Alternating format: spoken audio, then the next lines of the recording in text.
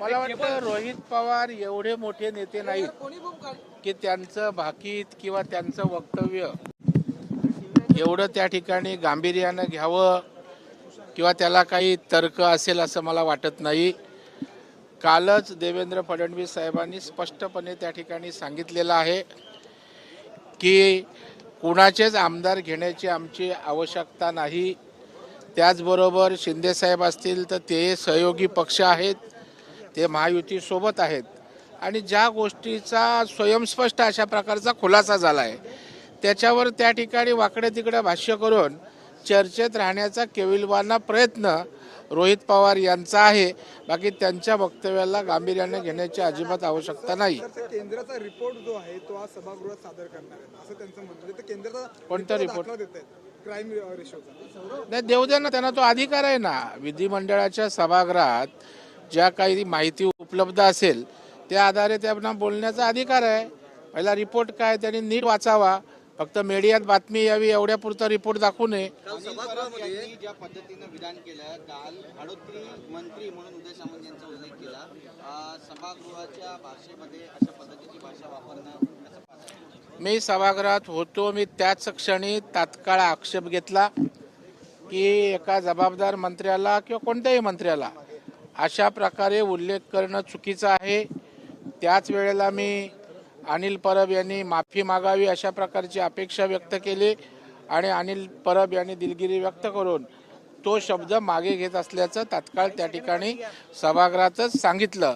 आणि अशा प्रकारे सरकारमधल्या मंत्र्यांना बोलणं मला वाटतं हे उचित नाही, ते निषेधार्ह आहे. सभागृहामध्ये मुख्यमंत्र्यांनी बोलताना वारंवार लाडक्या बहीण योजनेचा उल्लेख करू नका, घरात बसावं लागेल असं सुनावलेलं आहे सत्ताधारी आमदारांना. नाही, मला वाटतं अत्यंत योग्य अशा प्रकारची भूमिका माननीय मुख्यमंत्र्यांनी मांडलेली आहे.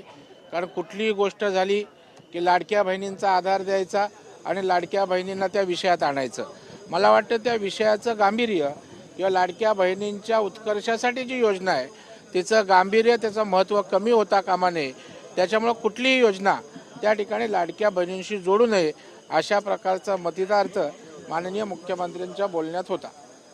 सर, एका ठिकाणी विरोधक जे आहेत ते दुबार मतदारांचा आरोप सत्ताधाऱ्यांवरती करतायत, मात्र सत्तेमधलेच नेते जे आहेत तर ते सत्तेमधल्याच आमदारांवरती आरोप करतायत की रावसाहेब दानवे असं म्हणाले की अब्दुल सत्तार हे बोगस मतांमुळे निवडून आलेले आहेत, विरोधकांना इथं पोलीस दिले जाते. नाही, मला वाटतं दुबार किंवा चुकीच्या गोष्टी कोण बोलतंय याला महत्त्व नाही. विरोधी बोलत असतील तरी चुकीची गोष्ट चुकीची आहे, सत्ताधारी बोलत असतील तरी चुकीचं आहे, सत्ताधारी पक्षातला एक गट दुसऱ्याला बोलत असेल तेही चुकीचं आहे. मला या ठिकाणी वाटतं की जे चूक आहे ते चूक आहे. दुबार मतदान त्या ठिकाणी चुकीचंच आहे आणि ते नष्ट करण्यासाठी किंवा ते सुरळीत करण्यासाठी सिंगल मतदान राहण्यासाठी निवडणूक आयोग आहे. आपण प्रॉपर प्लॅटफॉर्मवर त्याची तक्रार करून यादी दुरुस्त करू शकतो. अंजली दमाने पुन्हा काही पुरावे समोर आणलेले आहेत जमीन प्रकरणामध्ये, पुणे जमीन प्रकरणामध्ये, आणि त्याचा थेट संबंध अजितदादा पवारांशी आहे असं बोललं जातं. आता तुम्ही मला इथे विचारलं, मी तुम्हाला सांगणार. तुम्हीही नाही बघितलं अजून काय, मीही नाही बघितलं. तर मला वाटतं तिने काय पुरावे आणलेत ते पहिले बघू. त्याच्यामध्ये तथ्य असेल, गांभीर्य असेल तर त्यावर आपण योग्य ती प्रतिक्रिया देऊ.